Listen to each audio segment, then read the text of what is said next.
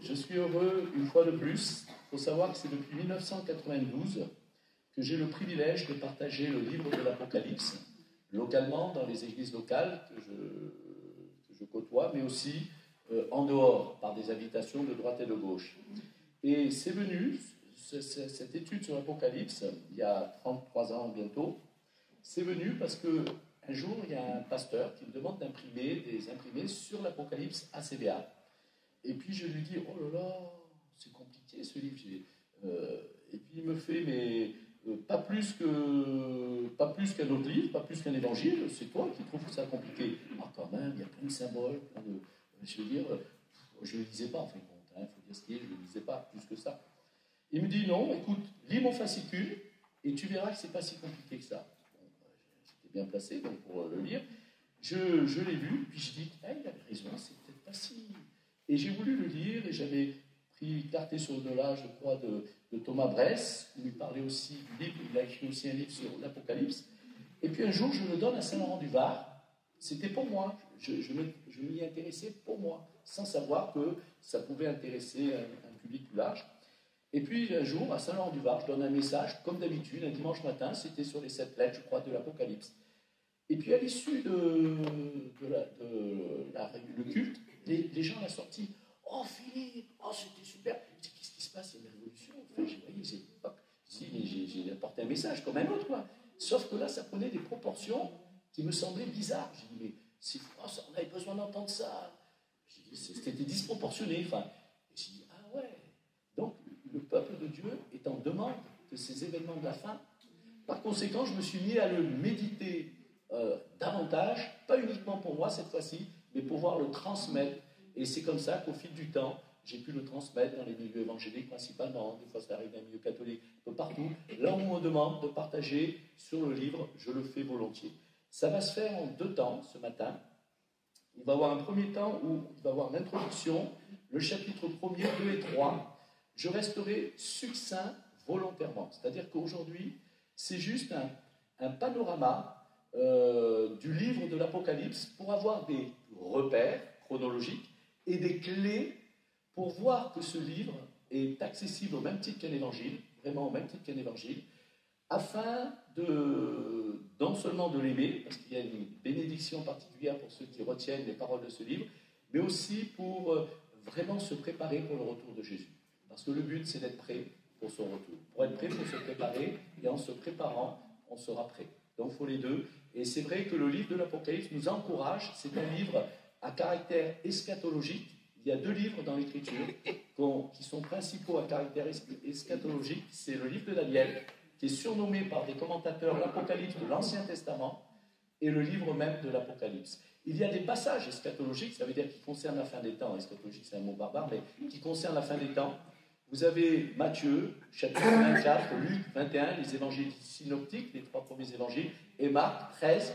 Mais vous avez des passages aussi dans Ésaïe, le 5e évangile qui est surnommé. Vous avez des passages dans Ézéchiel, dans plusieurs livres de l'Écriture, même les psaumes, Genèse, qui concernent la fin des temps. Mais effectivement, il y a 2 livres proprement parlés qui concernent la fin des temps. C'est le livre de Daniel, qui souvent est associé à l'étude sur l'Apocalypse, mais là on a trop peu de temps, puisque l'objectif, c'est juste un panorama, un survol du contenu de ce livre. Alors, une deuxième chose que je tiens à dire, je ne suis pas à donner des dates précises, on ne connaît ni le jour ni l'heure du retour de Jésus, je ne suis pas à donner des interprétations, je dirais, de noms, en disant, c'est l'Antichrist, c'est lui, les 10 pays, il va avoir ce pays-là, c'est vrai que des fois c'est croustillant, des fois mais ce n'est pas ce qui m'intéresse. Moi, ce qui m'intéresse, c'est de revenir à l'Écriture, parce que l'Écriture est toujours en avance sur son temps. Lorsqu'on veut donner des noms, lorsqu'on veut être trop précis, parfois sans le vouloir, c'est avec une bonne volonté, on peut s'écarter de l'essentiel. L'essentiel, c'est la parole de Dieu, parce qu'elle est actuelle. La parole de Dieu est actuelle, elle n'est pas limitée par le temps. Et quand on regarde les événements, il ne faut pas essayer d'interpréter le livre de l'Apocalypse à la lumière des événements. Il faut au contraire voir les événements à la lumière de l'Apocalypse. L'Apocalypse est en avance sur son temps. Elle est en avance sur les événements. Et quand je vois les événements, je dis, ça ne cale pas trop par rapport à l'Apocalypse, ça va passer, ça ne va pas durer. Là par contre, effectivement, je m'aperçois qu'il y a une accélération de l'accomplissement de certaines prophéties.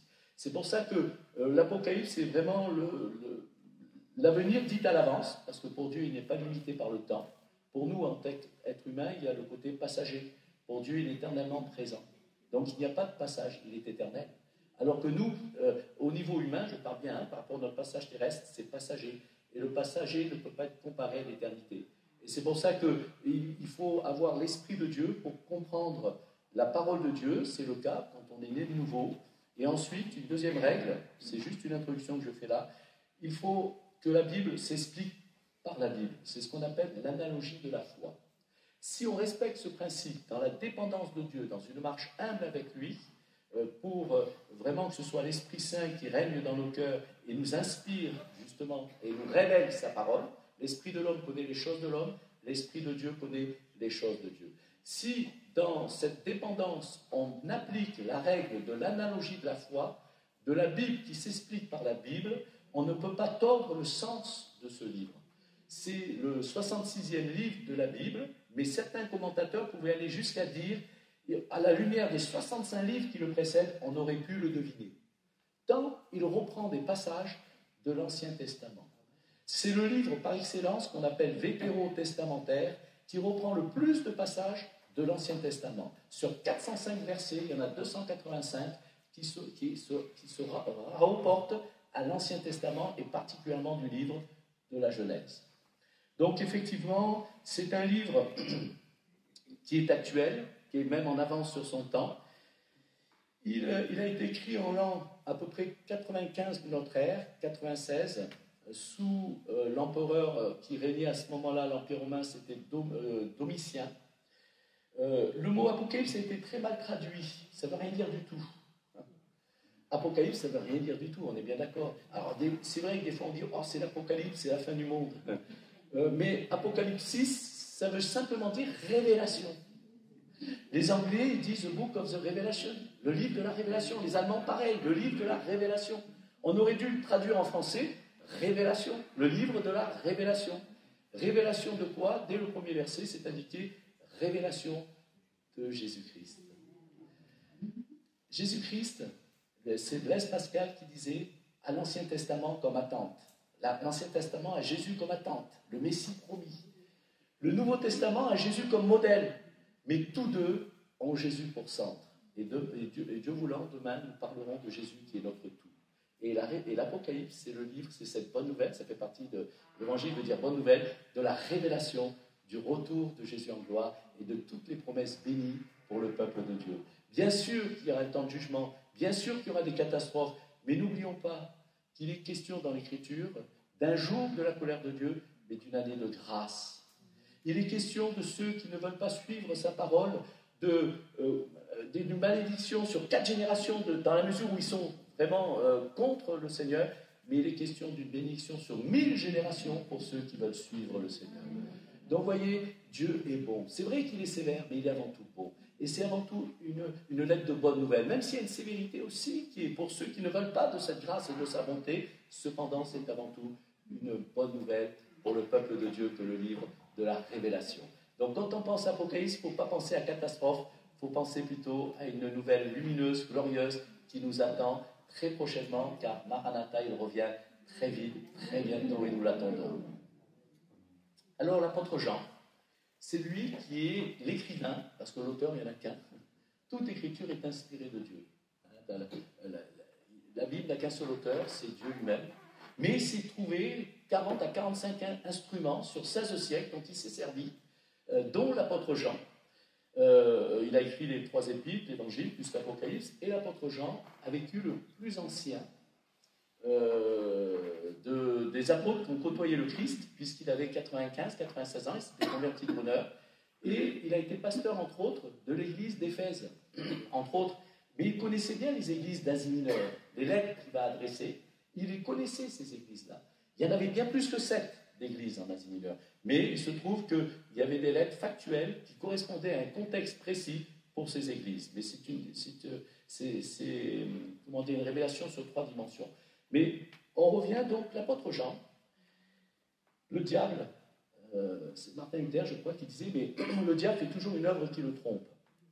Et l'apôtre Jean était regardé comme une colonne, étant le dernier des apôtres survivants, ayant côtoyé le Christ, il était regardé comme une colonne, et notamment dans ces églises où il avait aussi opéré, en tout cas à Éphèse et dans ses environs, c'était un repère, une référence. Et le diable, il s'est dit, on va le mettre hors état de nuire, au royaume de ténèbres, hors état de nuire au royaume de ténèbres. Et donc, sous Domitien, certains diront qu'il s'est retrouvé, ça c'est une réalité, sur l'île Patmos, mais certains diront qu'il était même dans une mine de sel. Alors je ne sais pas, ça c'est pas tout ce qui... Mais cependant, il s'est retrouvé sur un îlot, mis hors état de prêcher l'évangile, d'annoncer le royaume de Dieu, comme il le faisait même dans son âge avancé, mais le diable fait toujours une œuvre qui le trompe. Et là, il se disait, ah, c'en est fini l'apôtre Jean, enfin, il est mis de côté par une persécution des chrétiens sur l'île Patmos, on n'en parle plus, c'est juste là qu'il reçoit la plus grande des révélations du retour de Jésus. Et vous savez que c'était une prophétie faite à son sujet précédemment.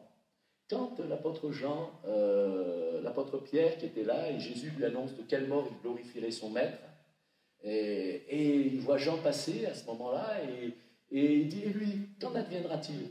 Jésus lui dit, t'importe, toi suis-moi. Si je désire qu'il demeure jusqu'à ce que je vienne, ça me regarde. Toi, suis-moi. Là-dessus, les disciples se sont dit qu'il ne va pas mourir. Il ne va pas mourir avant le retour de Jésus. Mais c'est un fait. Il a vu le retour de Jésus en gloire, ce second retour qu'on voit au chapitre 1er, avant de quitter cette terre. Parce qu'une vision, ce n'est pas un rêve, ce n'est pas qu'un songe. Il a réellement vu. C'est-à-dire que quand Jésus va revenir, eh bien, en fin de compte, il verra pour une deuxième fois ce qu'il a déjà vu une première fois. Et donc, avant de mourir, il a vu, on peut dire, par avance, le retour de Jésus en gloire. La prophétie s'est accomplie à son sujet. Alors, effectivement, il y a deux versets que nous allons lire par rapport au livre de l'Apocalypse. Et là, je vous le lis si vous n'avez pas la Bible. Alors, quand c'est un autre livre de la Bible, je dis toujours c'est entre la Genèse et l'Apocalypse. Mais là, c'est facile à trouver, c'est le dernier livre. Et il y a le verset 3, c'est important de connaître le contenu de ce livre. Au verset 3, il est écrit « Heureux celui qui lit et ceux qui entendent les paroles de la prophétie ou de cette prophétie, même si toute écriture est prophétique, bien sûr, mais particulièrement de cette prophétie, et qui gardent les choses qui y sont écrites, car le temps est proche. Heureux celui qui lit et ceux qui entendent les paroles de la prophétie, et qui les gardent, bien sûr, car le temps est proche. » Donc il y a une promesse déjà, une béatitude, une promesse de bénédiction pour ceux qui retiennent ce livre. Un peu comme le psaume 1er, heureux l'homme qui ne marche pas sur le conseil des méchants, qui ne s'arrête pas, qui ne s'assied pas en compagnie des moqueurs, mais qui trouve son plaisir dans l'éternel, c'est une béatitude. De même, Jésus, le sermon sur la montagne, va commencer par les 9 béatitudes, heureux les pauvres en esprit, heureux, heureux, heureux. Et là, il y a une autre béatitude concernant ce livre. C'est Dieu promet un bonheur pour l'enfant de Dieu qui va garder toute l'écriture, parce que toute l'écriture est prophétique, mais en particulier les paroles de cette prophétie, qui lit, qui entend, qui reçoit et qui garde. D'où l'importance de connaître, parce que pour garder, il faut déjà avoir entendu. Et il faut entendre en vue de creuser, car nous voulons sonder les Écritures, car elles enferment la vie de Dieu. Et nous avons besoin de cette vie pour vivre ici-bas. Alors Dieu va renfermer, Dieu est comment je dirais, c'est le plus grand des psychologues et le plus grand des pédagogues qu'on puisse avoir sur cette terre. Et Dieu lui-même, pour nous rendre la tâche plus facile, va diviser son livre en 3 parties. C'est Dieu lui-même qui va diviser en 3 parties. Et quand il inspira Jean, puisque l'Esprit Saint va inspirer Jean, au verset 19, il est écrit « Écris donc les choses que tu as vues, celles qui sont et celles qui doivent arriver après elles. » On s'arrêter là. « Écris les choses que tu as vues, qu'a vu Jean, révélation de Jésus-Christ. » Révélation, c'est comme une statue, il y a un voile, et puis on enlève le voile, on dévoile. Vous voyez, en révélation, on dévoile la chose. Donc, écris les choses que tu as vues. Il a vu le retour de Jésus en gloire, on ne le décrit pas, mais dès le premier chapitre, vous pourrez le lire à la maison, on voit effectivement, on reconnaît le Fils de Dieu. Flamme de feu, Jean d'Airain, tout ça, le jugement, Dieu voit tout, Dieu sait tout. On voit toute la description qu'il s'agit bien de Jésus. Dans son second retour, il est venu comme un saint agneau qui a ôté le péché du monde, mais il revient comme le lion de la tribu de Juda. Et Jésus revient en gloire. Et effectivement, dès le premier chapitre. Le chapitre 2 et 3 écrit les choses qui sont, et c'est ce qu'on va voir aussi ensemble maintenant. Le chapitre 2 et 3, c'est l'histoire de l'Église sur ces 20 siècles. Nous sommes dans quel temps? Il y a eu le temps d'ignorance, on arrondit, à peu près 2000 ans. Il y a eu le temps de la loi de Dieu, à travers de Moïse, à peu près 2000 ans. Il y a le temps de la grâce. L'Église, elle existe depuis le livre des Actes, à la Pentecôte, ça fait 2000 ans. Et il est dit que Dieu se reposa quand il créa jusqu'à l'homme le 7e jour. Et il y aura le millénium, le temps de repos pour la terre. Parce que Jésus sera sur terre à régner au travers de son peuple d'Israël qui sera la tête des nations, et les nations connaîtront une bénédiction jusqu'à la création elle-même qui sera restaurée. Que ce soit le monde minéral, végétal et animal sera aussi restauré. Dieu se reposa le 7e jour. Mais nous sommes encore jusqu'au retour proche de Jésus. Moi, je dis, Seigneur, donne-moi d'être à l'écoute de la voix de l'archange et du son de la trompette de Dieu, parce que ça sera le signal. Même pour les sourds, ils l'entendront. Avec Dieu, tout est possible, bien évidemment, ils l'entendront. Et là, à la voix d'un archange, au son de la trompette de Dieu, les morts en Christ ressusciteront premièrement. Et le temps de la grâce, il existe jusqu'à ce moment-là.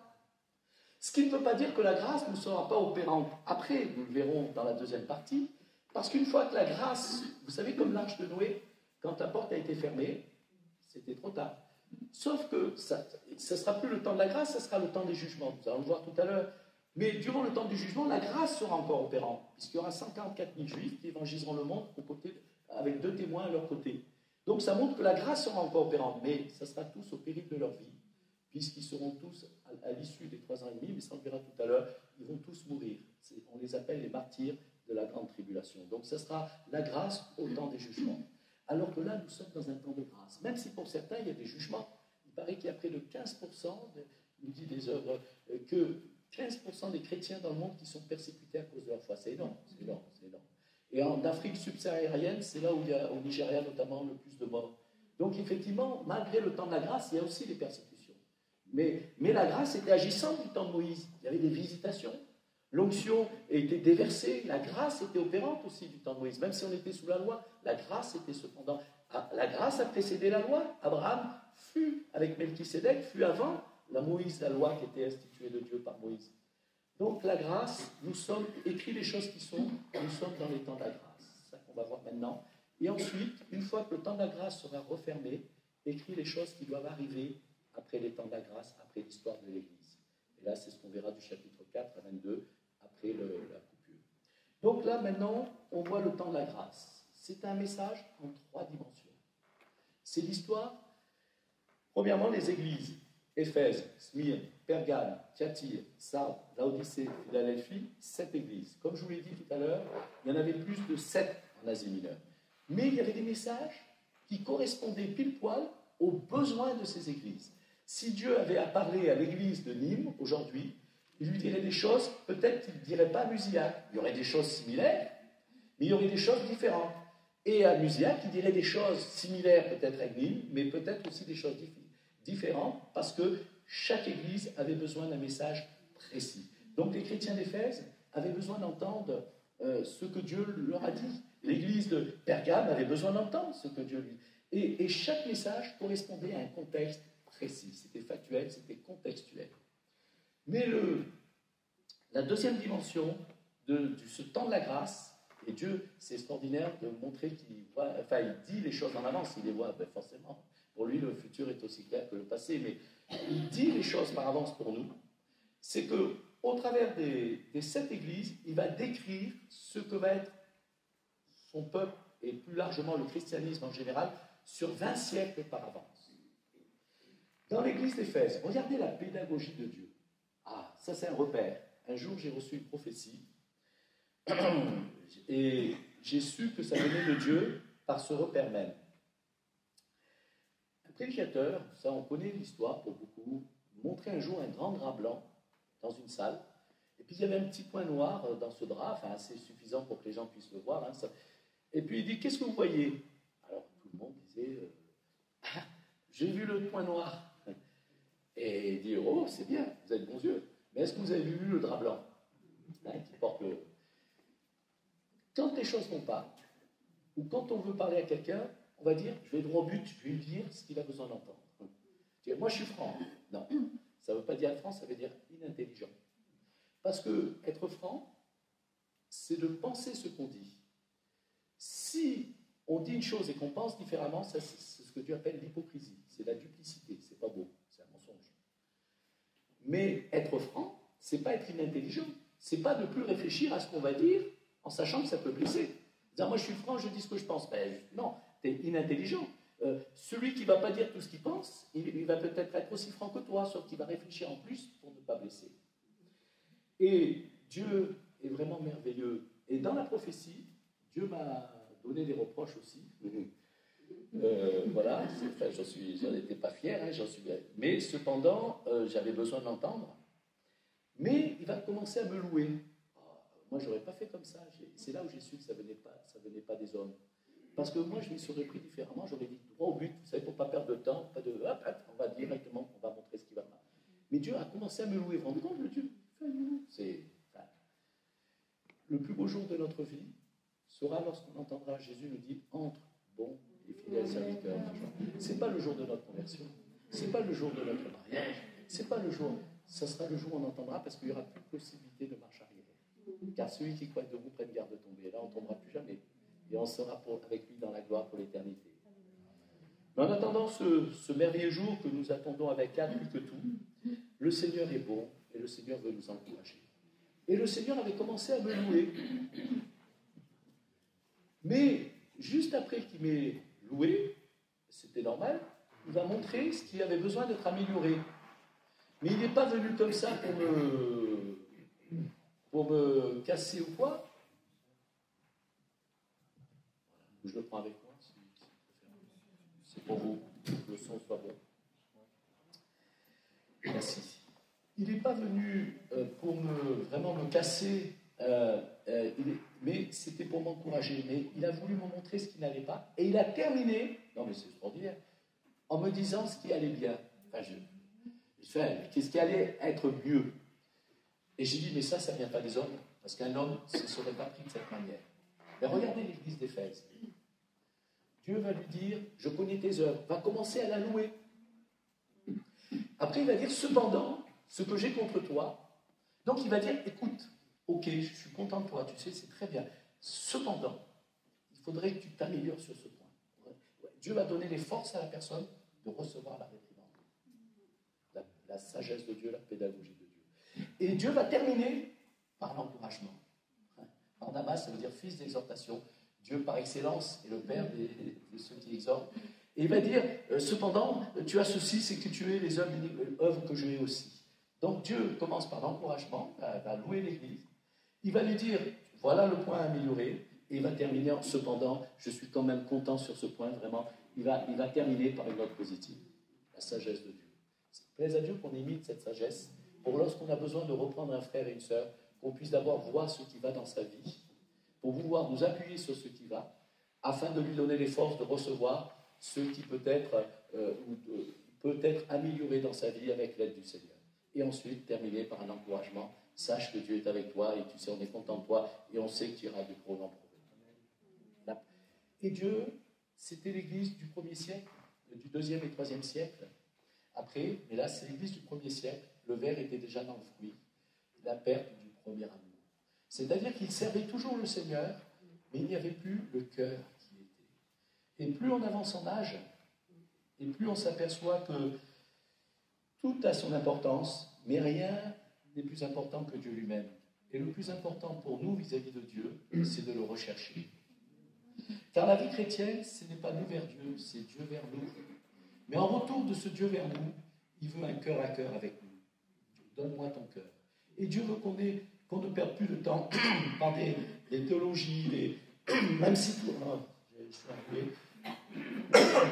par tout ce qui peut des fois nous diviser, même si tout a son importance, mais qu'on le recherche lui pour qui il est.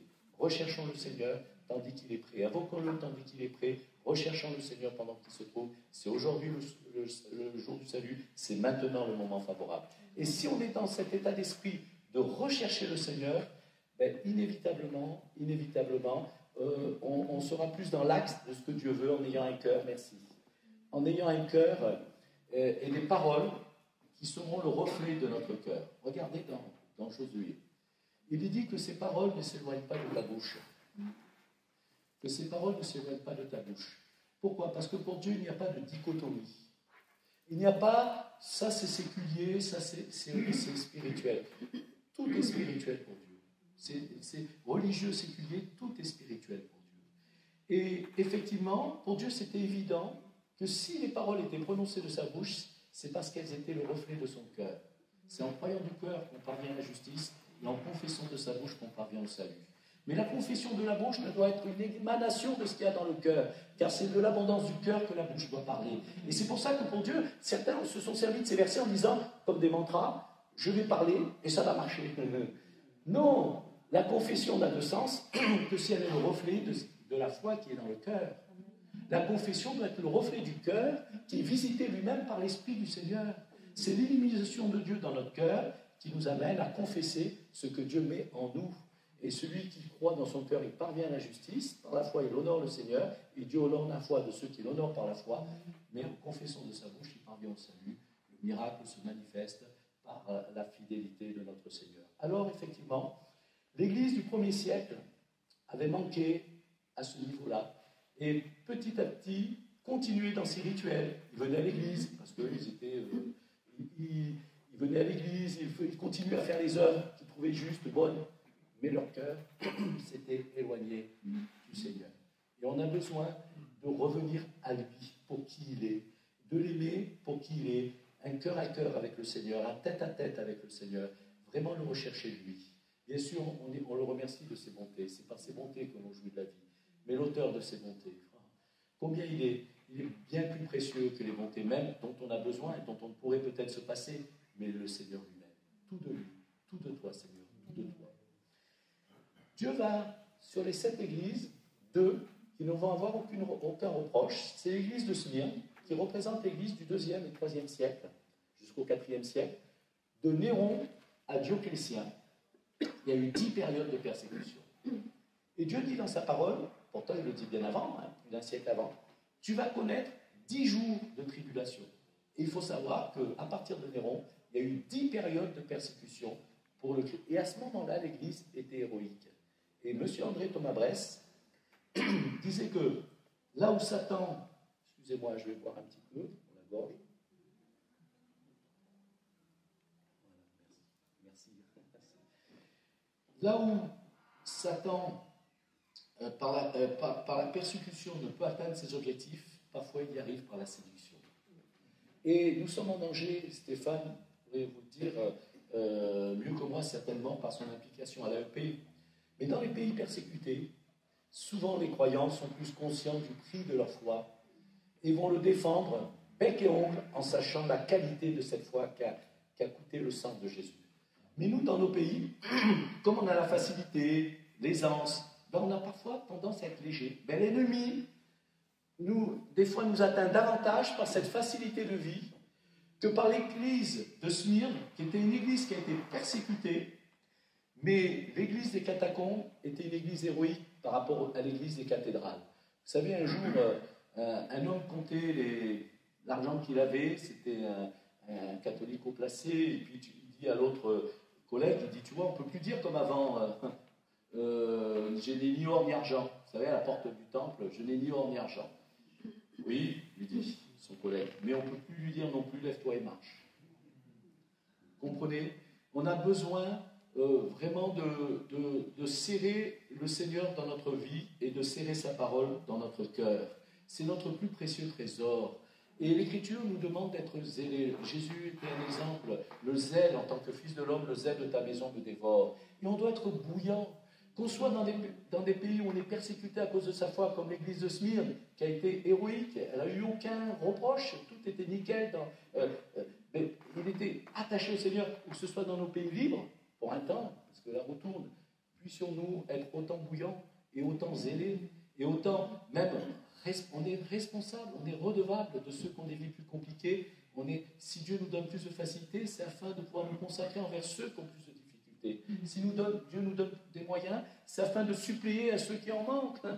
Il nous donne bien sûr pour nous-mêmes, mais pas que pour nous-mêmes. Pour nous-mêmes, mais que notre coupe soit remplie, bien sûr, on a besoin, mais qu'elle déborde, et si elle déborde, c'est pour autrui.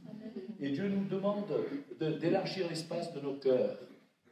Alors évidemment, on connaît l'histoire, et Dieu va le donner aussi au travers de l'église de Éphèse, Smyrne, Pergame, qu'on appelle l'église du mélange. Pergame, c'est l'église du mélange. Et vous savez que l'édit de Constantin a permis à l'église de ne plus être persécutée, mais au contraire d'être acceptée, honorée, pour ne pas dire louée.